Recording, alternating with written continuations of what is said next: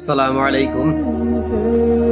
বাংলাদেশে বর্তমানে এই পরিস্থিতি হইছে, নিজের জানমালের কোনো নিরাপত্তা নাই।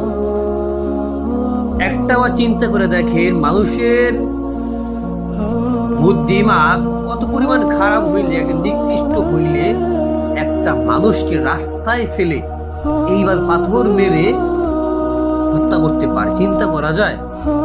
মাত্র কয়েক সেকেন্ডের বিরোধে দেখতে গিয়ে শরীরের লোম দাঁড়ায় গেছে, দেখার মতো সিচুয়েশন ছিল না, দেখার মতো সেই দেখার সাহসটা হারিয়ে ফেলছে। এটা কি বাংলাদেশ? এটা কি স্বাধীনতা সার্বভৌমত্ব রক্ষা করা হয়?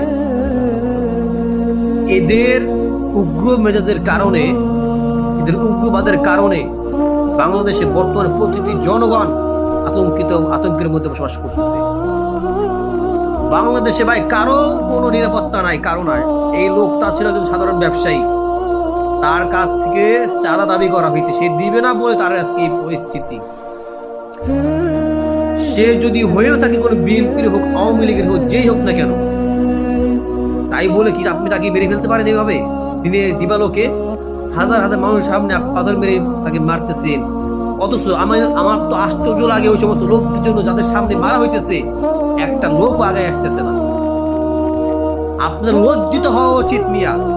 হাজার হাজার মানুষের সামনে কিভাবে একজন নিরাপরাধ মানুষকে হত্যা করতে পারে? এটা সাহস তারা কোথা থেকে পায়? তারা 5টা মানুষ থেকে 6টা মানুষ তারা হত্যা করতেছে, অথচ পাশে হাজার হাজার মানুষ দাঁড়ায় আছে, তাদের দেখতেছে, কাহিনী দেখতেছে। ভাই কি আপনাদের দিমাগ কি নিজের সাথে নাই? বিবেক সাথে নাই? আপনারা সবাই মিলে যদি তাদের ধরতেন, তাহলে কি তারা কি পারতো লোকটাকে এভাবে হত্যা করতে? আজকে আপনারা পারেন না, হাজার মানুষ সামনে তাকে খুন করছে। মনে রাখবেন, একদিন আপনাদেরকেও ঠিক এভাবে হাজার হাজার মানুষ সামনে খুন করে, কত কেউ আপনার জায়গায় আসবে না। একজন সাধারণ মানুষকে এইভাবে হত্যা করা বাংলাদেশের জমিনে জঘন্যতম কাজ, পশুর চাইতে জঘন্য। এই সমস্ত লোকগুলো, এদেরকে ধরে ধরে সাথে সাথে ক্রস ফায়ার দেওয়া উচিত।